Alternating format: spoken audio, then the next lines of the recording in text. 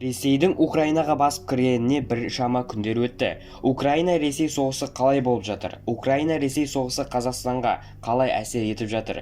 Ресей президенті Владимир Путин енді не істемек ойы бар?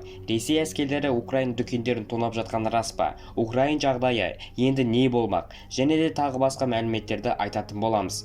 Ең бірінші арнаға жазылып, лүпілдеріңізді басып қойыңыздар. Қазір бәріміздің ойымыз Ресей-Украина соғысы қашан толық аяқталып бейбіт келісімшартқа келеді.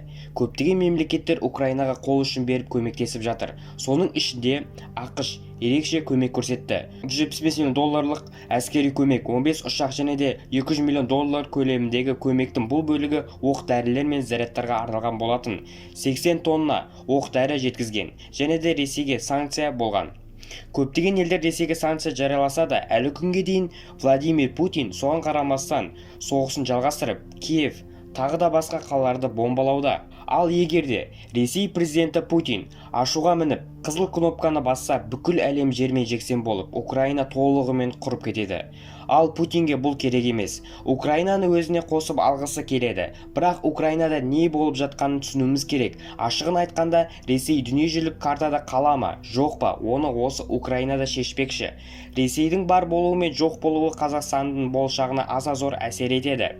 ақш 1991 жылдан бері Еуропадағы орыстың шағын көршілерін өз қатарына қосып, Ресейді қоршап қару-жарақ орналастырып келеді.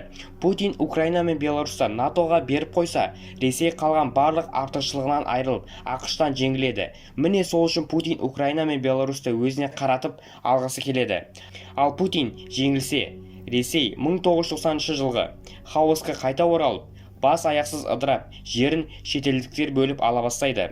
Бұл ретте Қытай жоғалған территория санайтын Сібір мен қоса Қазақстанның жартылай территориясы және Монғолия мәселесін де көтереді. Міне үлкен мәселе осында жатыр. Бірнеше күн бұрын Зеленский әрекетіне жынданған Ресей президенті Путин Украинаға НАТОға кіруіне үзілді-кесілді қарсы екенін айтып, егер Украина НАТОға мүше болып, ол ақштың қару-жарағын Украина территориясында орналастыратын болса, ақш 5-ақ минутта Мәскеуге зымырандары мен соққы бере алатын мүмкіндікке ие болады, дегенді ашық айтқан болатын. Путинде таңдау қалмады. Ресей өз тәуелсіздігін қорғау үшін нағыз ұлы отан соғысына кірісуде. Қазақстан үшін екі түйе сүйкенсе болмаса екен, өзіміздің екі үйде аман болса екен деп тыныштықты тілеуден басқа жол жоқ. Ресей президенті Владимир Путин Донбасстағы халықты қорғау туралы мәлімдемесінен кейін орыс әскерлері 24 ақпанда Украинаға басып кірген болатын. Әлі күнге дейін Украинада соғыс жүріп жатыр. Ал енді негізгі мәселеге көшсек, Ресей-Украина соғысы Қазақстанға қалай әсер етіп жатыр? Батыс елдердің Ресейге салған санкциясы бізге де ауыр зардаптарын әкелуде. Қазақстандағы тауарлардың көпшілігі Ресейден келеді. Сондықтан теңге Ресей-Украин қақтығысынан біршама құлдырап жатыр.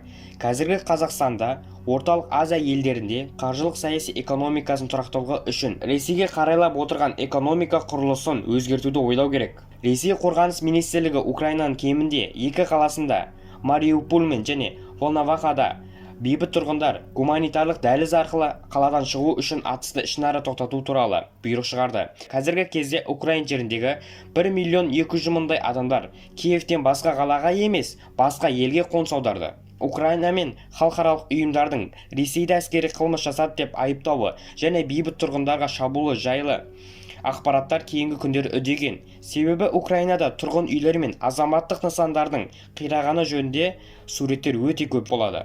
Айта кететін жағдай, Ресей әскерлері Украина жеріндегі дүкендерді мына видеода тонап жатқаны анық көрінеді.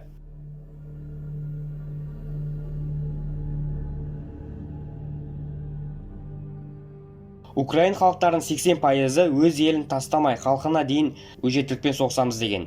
Елін, жерін қорғаймын деген патриоттық сезімдегі батыр қыздарда баршылық. Көптеген бейбіт тұрғында қайтыс болуда, қалалар қирауда, қаншама сәбилер көз жұмуда. Путин бұл соғысты тоқтатпаса, Украин халықтарының көбісі дерлік қырылып кететін айтпаса да белгілі. Путин өзінің жоспарын қанша жерден санкция алса да, әскерлері қырылса да, ойы өзгермейтін секілді. Тарихта осы екі халықтың шынында бір мемлекет болғаны, тұтас халық болғаны шындық па өзі? Шындығында славян тектес халық баяғыда екі ел қос мәдениет болып бөлініп кеткен. Туыс, бірақ бөлек ел болып қалыптасқан. Кеңес одағы ыдырағаннан кейін екі ел түрлі болып шыға келді. Киев батыс демократиялық қалады, Мәскеу ол жолдан ауып кетті. Ал енді екі туыс ел өздерімен қырқысуда. Айта кететін жағдай, Samsung компаниясы Ресеймен түбегейлі үзілді-кесілді бас тартқан болатын. BMW, Mercedes және тағы басқа маркалар енді Ресейге келмейді. Рубль құлдырады, құны жоқ болып бара жатыр. Киім шығаратын Adidas компаниясы да енді Ресейге әкелінбеді. TikTok, YouTube және тағы басқа желілерден ақша табу қиынға түсіп жатыр. Бұл жағдайлар Ресейдің тарихында мәңгі қаларлық апаттар болады. Доллар жоғарлады. Осы соғыс салдарынан тағы да ақш байи түсті. Енді Ресей президенті Владимир Путиннің толыққанды шешімі қалай болатыны белгісіз. Бәріміз қалаймыз әрине екі ел арасындағы қақтығыстар тез арада бітуін. Ұзап кеткен жағдайда халықтарға жерге қандай зардаптарын болуын елестетудің өзі қорқынышты. Ең басты соғыс бейбіт түрде тоқтағанын қалаймыз. Сіздермен бірге болған Жел каналы, келесі видеомызда көріскенше.